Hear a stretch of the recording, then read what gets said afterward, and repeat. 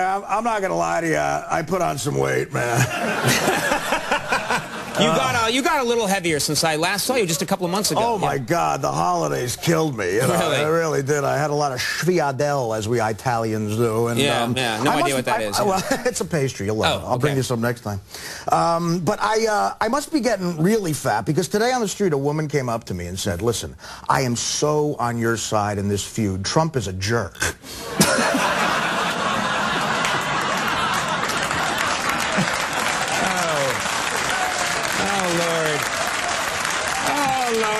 Artie.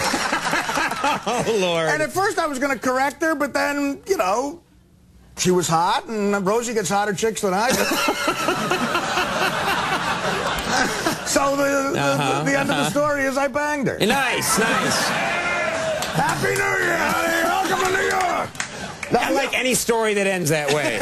So the end of the story is I banged her. I end every story. Yeah, I've read all of your short stories. They all end that way.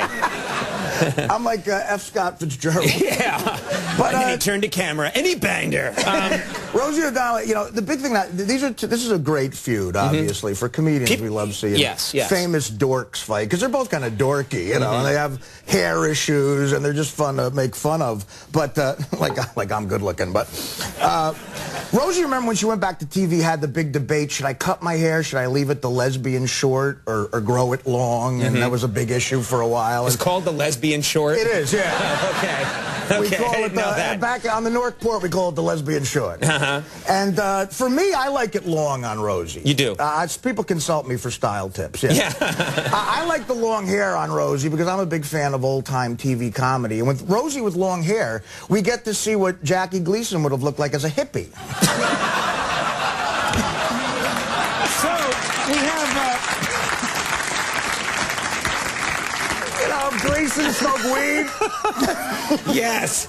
And then you banged him. And then I banged him. No. Let me ask you about something, because you are, more than most of the people I get to talk to, you are uncommonly honest about your own life. I am. And you have been very honest about the fact that in the past you've struggled with drugs. I have. Struggled for you. And I'm curious, because I've hung out with you some. You seem like in a lot of ways, like you're a very nice guy. You seem like a very healthy, emotionally healthy guy. What made you get mixed up in drugs in the first place? I'm a bad drug doer too. I'm the only guy who's ever gained weight on cocaine.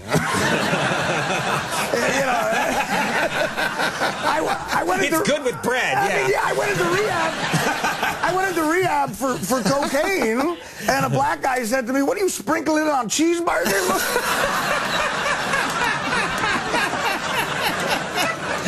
Yeah, man, you're the fattest cokehead I ever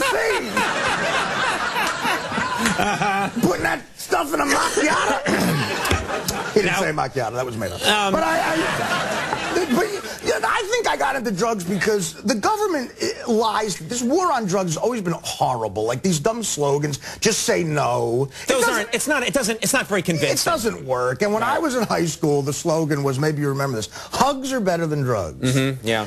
People actually put that on bumper stickers. Idiots thought that was going to help the drug scene. Hugs, and my mother, wonderful woman, had the balls to say that to my face. Remember, hugs are better than drugs. And I believed her. I believed everything my mother said. Until the first time I smoked a joint and got high at a party. I leaned back and I went, wow, this is way better than when Uncle Perry hugs me.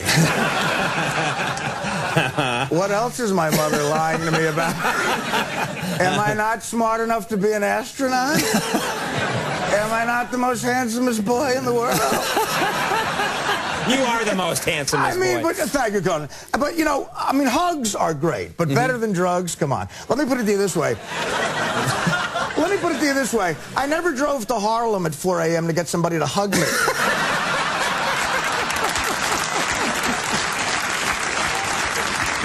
That's fair. Hey, Carlos, here's 20 bucks. Just put your arms around me, man.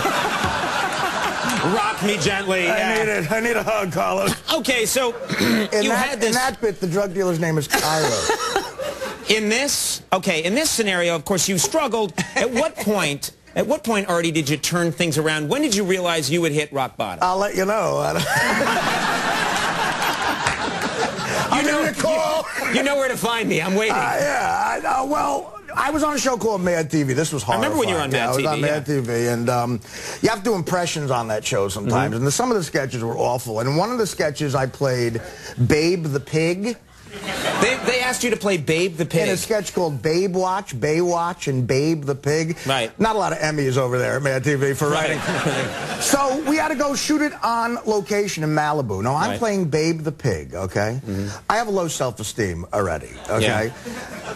I get to the set 4 a.m., 3 hours of pig prosthetics, okay? They put 6 teats on me. Oh, my God. I got a pig snout, ears. Right. Like, this woman was an amazing... Jen Aspinall, she used to do makeup at SNL. Amazing SNL person, so I look like a pig. I mean, I look like a pig. She made you look exactly like a pig, Everyone else in the cast is in bathing suits. They look great. I look like a pig. Right. So I couldn't deal with it. I had to have cocaine. I couldn't deal with it. I couldn't get through the day as a pig. Right. Your self-esteem was taking a huge pounding that day. Right. So I called my coke dealer, and I said, dude, man, I got to meet you in Malibu somewhere. Right. And he was like this Rastafarian guy. He's like, well, hey, whatever you need, man. So we pick out a place. I rush off the set in my pig suit. You didn't take off your pig suit? No. I didn't have time. It was prosthetics. I couldn't rip it off. Right, okay. I run to my car. I speed off. The assistant director's going, where are you going? And I just sped down the Pacific Coast Highway. I get to the parking lot of this restaurant, and I meet my drug dealer. I get out, and I forget I'm in the pig stuff. Right. Now, my drug dealer, I kept stuff quiet from him. He never knew what I did for a living, you know. He just, just bought coke from him. Right. He sees me, and he's like, damn, man, what kind of stuff are you into? He has no idea you're an actor. I go, what are you talking about? He goes, what? Are you on some sort of crazy trip? What happened, man? Yeah. I go, oh, no. You know, I never told you I'm on a TV show. This is makeup. He goes, you on a TV show? What show you on? I go, Mad TV. He goes, Mad TV, my cousin loves that show. And I'm like, just give me the coke, man. I'll sign an autograph for your cousin later. He gives me the coke. I go into the bathroom to do the coke, but I can't get the coke straw through the pig snout. This is a problem no one else has ever had. Kids, if you do drugs after this story, you're just morons. So this is the best anti-drug story I've ever heard. It is. I mean, look at me. Yes, you got the pig snout on. So now it's $3,000 worth of makeup, and I go, I have to break through the makeup and ruin it. I have no other way to do it. So I break through. I do it. Hit a coke. I walk outside. I get back in my car. I drive down the Pacific Coast Highway, and I have to stop at a red light. And by then, I need another hit of coke. So I do what they call a key hit. I put it on the key, and I'm doing it. And I'm at a red light doing coke, and I look over. A gorgeous woman in a Lamborghini is looking at me, and I realize I'm like this, and I realize she has a look of horror on her face. She's looking at a pig doing cocaine.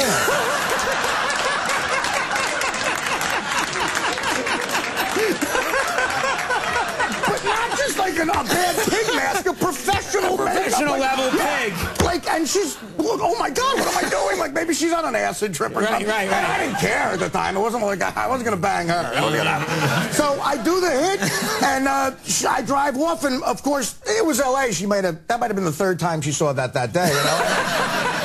I get back, I get through the day, and you know what, guys? Don't do drugs. Yeah, that'll do it. Hugs are better than drugs. Yes. In hindsight, I wish I would have hugged the Rastafarian guy. Yeah. That's better than drugs. Well, you saved a lot of kids tonight. Honestly, that's why I came on here. Kids, don't do drugs. You look. I mean, look at me in the monitor. I look like a crystal meth addict. My hair is greasy. I look like do I look like I'm in show business? Well, I don't know. I'm straight right now. My hair's freaked out. You look all right. I look like a plumber who won a radio contest.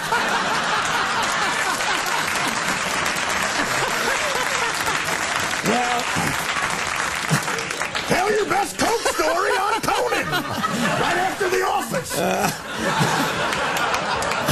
Artie Lang's Beer League now available on DVD. Check it out. Artie's going to be performing at the Luxor in Las Vegas February 2nd and 3rd. Artie, that was hilarious. Thank you so much. Conan, I love you, my man.